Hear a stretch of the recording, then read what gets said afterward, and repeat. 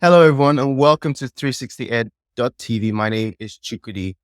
I will be your host for today's session, and we'll be interviewing and mostly talking about the next generation edtech in the market. And with me in the house today is Veronica Reilly, who is the founder and learning director of Digital Learning Partners. Hello, Veronica. So how are you today? I'm well, thank you.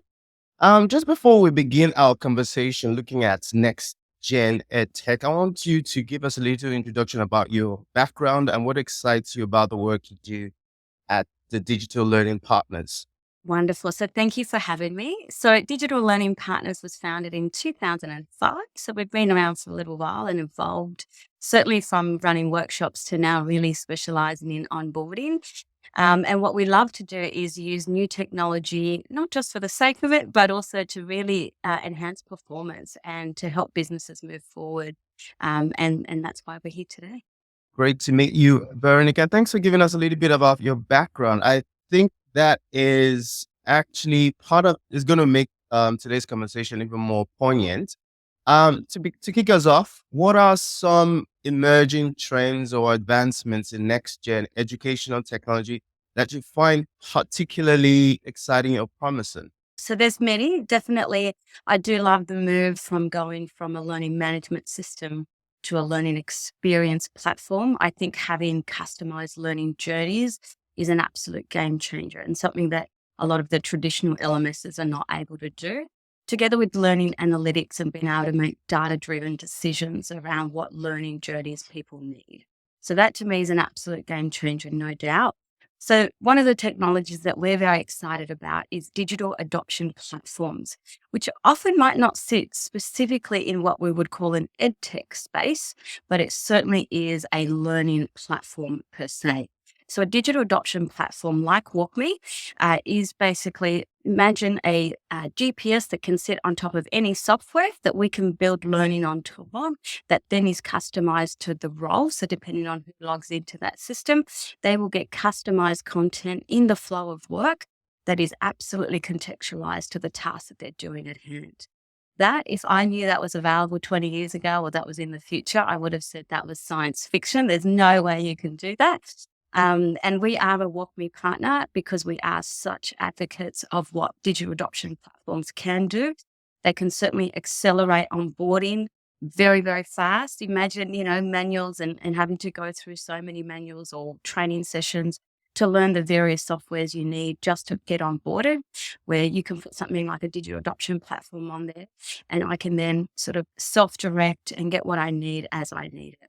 Talking about digital adoption platforms like WalkMe, I know one of the things we as learning experience designers or learning development managers is thinking about ensuring learning outcomes are met. Now, how do you ensure that these next gen educational technology enhances learning outcomes and promotes deeper understanding rather than simply replacing the traditional methods we've been using over the years? Look, that's a great question. And I think what I love about digital adoption platforms is it doesn't look to replace, but to complement existing traditional training. And I think that's kind of where we need to merge the old with the new, as then eventually potentially the old will come out. But I think where we are right now, that merging definitely happens with digital adoption platforms. So as an example, most people know that WalkMe will give you a smart walkthrough and guide you through where, the steps to a task. But perhaps what people don't know is that you can actually access your SharePoint or your LMS content within the application that you're working and get any learning content that you might need. So that's an example of using LMSs or SharePoints and using digital adoption platforms together so that as a user, I don't have to try and find my information in the various number of places that it might sit. I don't have to worry about that. The digital adoption platform will bring that to me when I need, as I need. That's why, to me, this is revolutionary.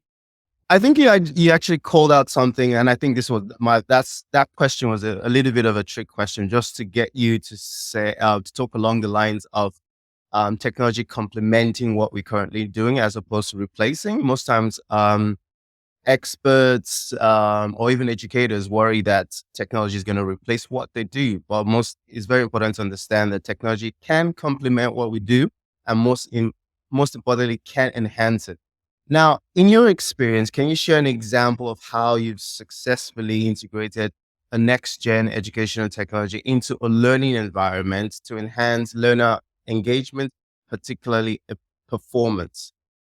So again, with a digital adoption platform and using it for onboarding, what we find is that a huge reduction in, I guess, inefficiency, people swinging their chairs over to ask people what to do, and a huge reduction in support tickets. Now, those are really three wonderful metrics, I think, that often learning people perhaps don't look at, but to me, they're absolutely critical because it tells us whether the learning we're doing is effective. Regardless of the method, I think the metrics is what gives us our data to tell us where we're on track. So I think with something like a digital adoption platform, I am making every decision based on data because it's recording every single keystroke that all of my users are doing. From that, I can get patterns. I can get data that tells me that lots of people are going to this particular section of the software and struggling because there's so much activity around that one button or task. That gives us information that we wouldn't otherwise know unless we literally surveyed every person in the organization and asked them what task they're getting stuck on. So to me, the metrics around the support cause and reducing those tells us that people are able to self-serve and they don't need to escalate to a support. We've seen this time and time again when you use digital adoption for onboarding and also for digital transformations and digital adoption in general. I feel like I should bring you back on to talk about learning analytics at some point because you just raised a really good point there when you're just talking about or responding to that question. Well, just moving on. With every educational technology or learning spaces or learning ecosystems, it's very important for us to address the DEIB, which is diversity, equity, inclusion, and belonging in our design of programs. Now, how do you address concerns about equity and access when implementing next gen educational technology in diverse educational settings? Yes. And again, I will say this is why I love digital adoption platforms. So, A, it can go on any device. So, we certainly have that accessibility issue, but we can also add audio, we can add video, we can add closed captions, we can do all of those things that we would normally do, say, in an e learning. I can put those onto a digital adoption platform and ensure that people can access things in many different ways. I think the other thing that makes it quite equitable is that when we create content on a digital adoption platform, it is role specific. So it means I'm not bogged down getting information that I don't need. And to me, that's an inclusivity issue, to be honest, because often if I can't access what I need, then I can't do my job. Yeah. And so this democratizes the content because anybody within that role can access that information. So I think from I look at diversity, inclusion, and equity from many different lenses. One is, can everybody access it? B, can everybody with different neurodivergence and preferences understand it? And as somebody who is neurodiverse, I'm dyslexic. It's something I've struggled with my whole life. Even now, I feel like maybe I overcame it, but no, you don't you don't overcome it. I soon I realized lately or realized recently.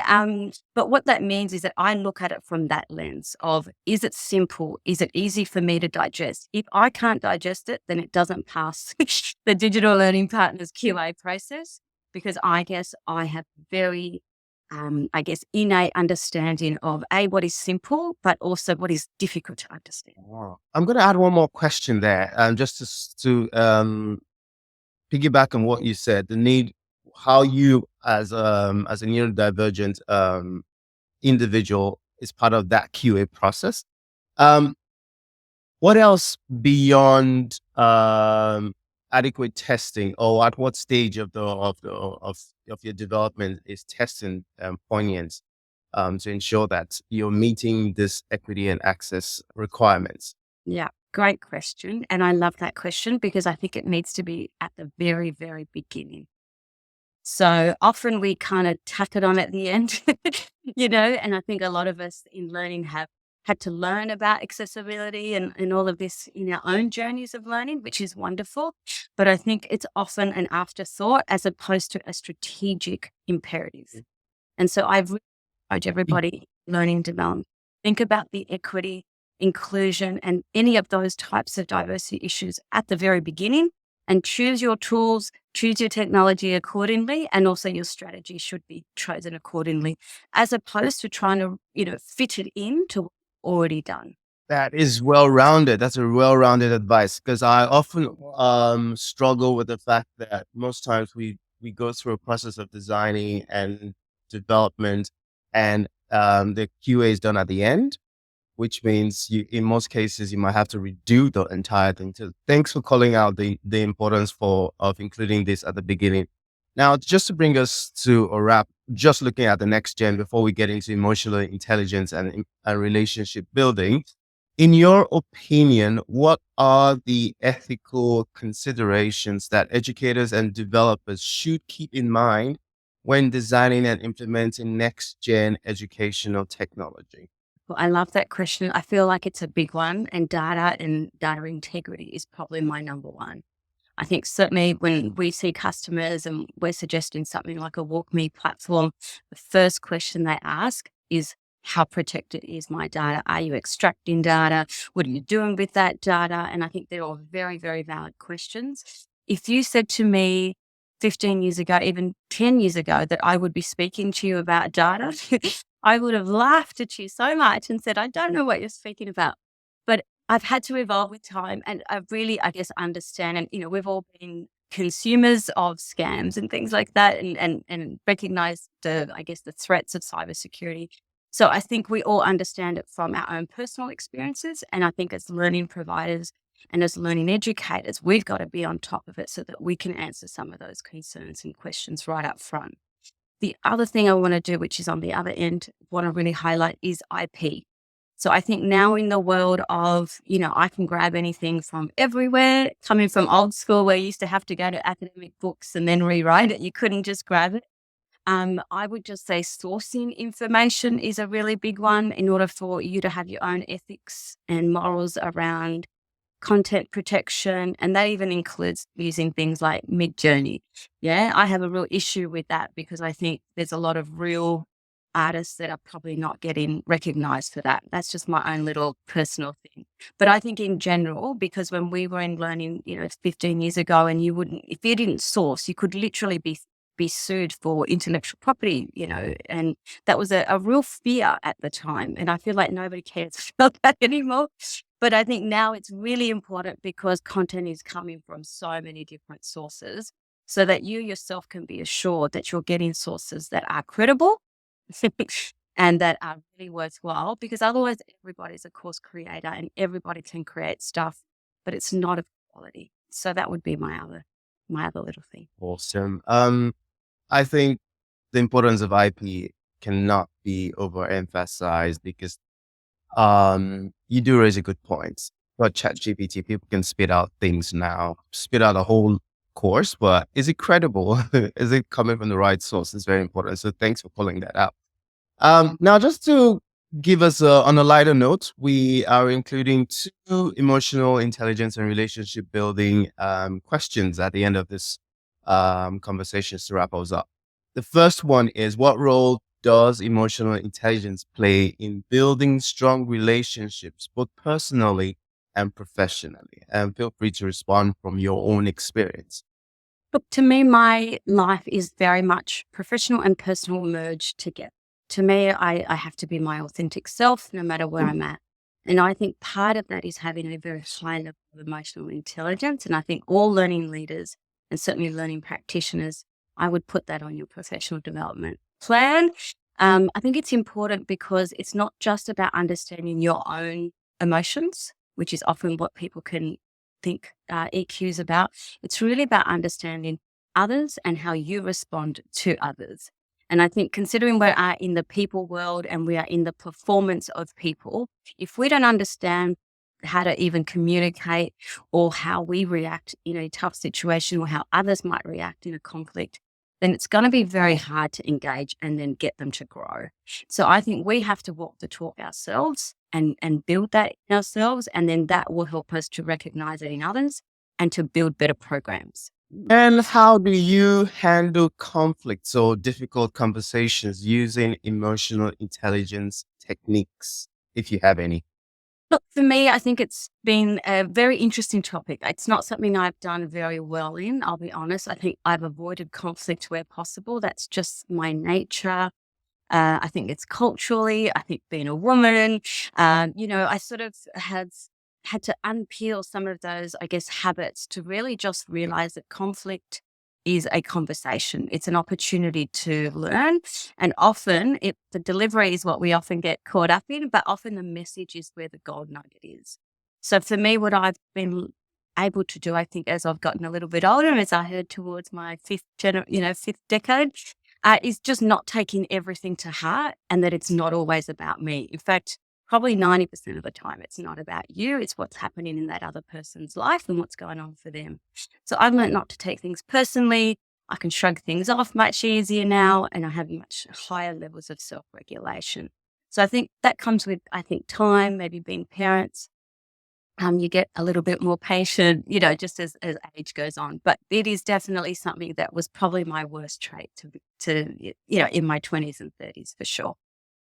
Excellent. I think the idea of not taking things personally, I think I learned that from the Four Agreements. I'm just trying to remember who the author was, but that is an excellent book for anyone who wants to look at or explore emotional intelligence and some techniques there as well. So thank you for sharing that. On that note, I would like to say a big thank you again to Veronica Reilly, founder and learning director of Digital Learning Partners, for taking out the time to talk about the next gen ed tech, bringing her experience to the conversation, and most importantly, sharing how she navigates emotional intelligence and relationship building. Thank you again. Thanks for having me.